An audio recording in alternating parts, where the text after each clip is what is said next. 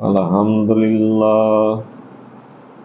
الحمدللہ رب العالمین والعاقبۃ للمتقین والصلاۃ والسلام علی رسولہ الکریم اما بعد فاعوذ باللہ من الشیطان الرجیم بسم اللہ الرحمن الرحیم۔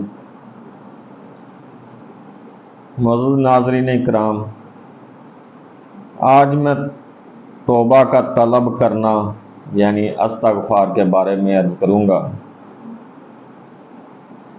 حضرت عمر رضی اللہ تعالیٰ عنہ کے بارے میں ایک روایت ہے کہ ایک بار آپ نے نماز استسقاء پڑھائی اور اس میں صرف استغفار پر ہی کفایت فرمائی، دعا میں بارش کا ذکر تک نہ کیا۔ لوگوں نے پوچھا کہ آپ نے بارش کا ذکر کیا ہی نہیں۔ حضرت عمر رضی اللہ تعالیٰ عنہ نے سورہ نوح کی آیت نمبر 10، 11 اور 12 کی تلاوت فرمائی اور فرمایا کہ اللہ کی رحمت کی اساس استغفار ہے، اور یہ کام ہم نے کر دیا ہے۔ ہماری ضرورت اور التجا کو ہمارا رب خود ہی ہم سے زیادہ جانتا ہے۔ دوستو، اپنے رب سے اپنے گناہوں کی مغفرت مانگتے رہنا چاہیے۔ بے شک ہمارے گناہ بہت زیادہ ہی کیوں نہ ہوں، اس کی رحمت بہت وسیع ہے اور وہ بہت بڑا بخشنے والا ہے۔ لا تقنطوا من رحمت اللہ، مایوسی کفر ہے۔ ہمیشہ اس کی رحمت کے طلبگار رہنا چاہیے۔ اللہ سے استغفار صرف آخرت میں ہی فائدہ مند نہیں بلکہ دنیا میں بھی رحمتوں کی بارش ہوتی ہے۔ لیکن جو اپنے رب کو زیادہ یاد نہیں کرے گا اور چھوڑ دے گا، فرمایا جو میرے ذکر سے منہ موڑے گا اس کے لیے دنیا تنگ کر دوں گا اور قیامت کے روز اسے اندھا کر کے اٹھائیں گے۔ ایک مرتبہ حضرت حسن بصری رحمۃ اللہ سے ایک شخص نے خشک سالی کی شکایت کی تو انہوں نے فرمایا اللہ سے استغفار کر۔ دوسرے نے تنگ دستی کی شکایت کی تو فرمایا اللہ سے استغفار کرو۔ تیسرے آدمی نے کہا میرے ہاں اولاد نہیں۔ چوتھے نے کہا میری زمین کی پیداوار کم ہے۔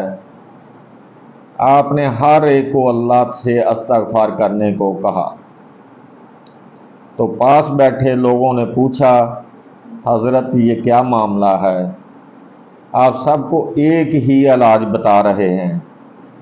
تو آپ نے سورۃ نوح کی آیت 10، 11 اور 12 تلاوت فرمائی، جس میں اللہ تعالیٰ نے فرمایا اور میں نے کہا کہ اپنے رب سے معافی مانگو، وہ بڑا بخشنے والا ہے، وہ تم پر آسمان کو خوب برستا ہوا چھوڑ دے گا اور تمہیں خوب مال اولاد میں ترقی دے گا، تمہیں باغات دے گا اور تمہارے لیے نہریں نکال دے گا۔ معزز ناظرین، اللہ کریم نے اپنے آپ سے معافی مانگنے کے انعامات بھی بتا دیے کہ گناہوں کو بخش دیا جائے گا۔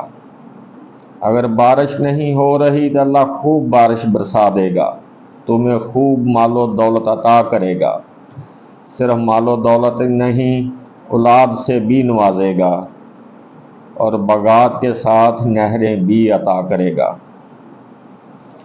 ایک بار حضرت محمد صلی اللہ علیہ وسلم سے استغفار کے بارے میں پوچھا گیا تو فرمایا میں دن میں کم از کم 70 بار سے زیادہ استغفار کرتا ہوں۔ تو صحابہ نے عرض کیا کیوں؟ آپ صلی اللہ علیہ وسلم تو معصوم ہیں، آپ نے تو کوئی گناہ کیا ہی نہیں۔ تو فرمایا کیا میں اللہ کا شکر گزار بندہ نہ بنوں؟ اس کا مطلب یہ ہوا کہ استغفار کرنا اللہ کا شکر کرنا ہے۔ استغفر اللہ العظیم الذی لا الہ الا هو العرش العظیم سبحان اللہ و بحمدہ، سبحان اللہ العظیم و بحمدہ، استغفر اللہ۔ اللہ سے دعا ہے اللہ ہمیں بھی استغفار کی توفیق عطا فرمائے۔ وما علینا الا البلاغ۔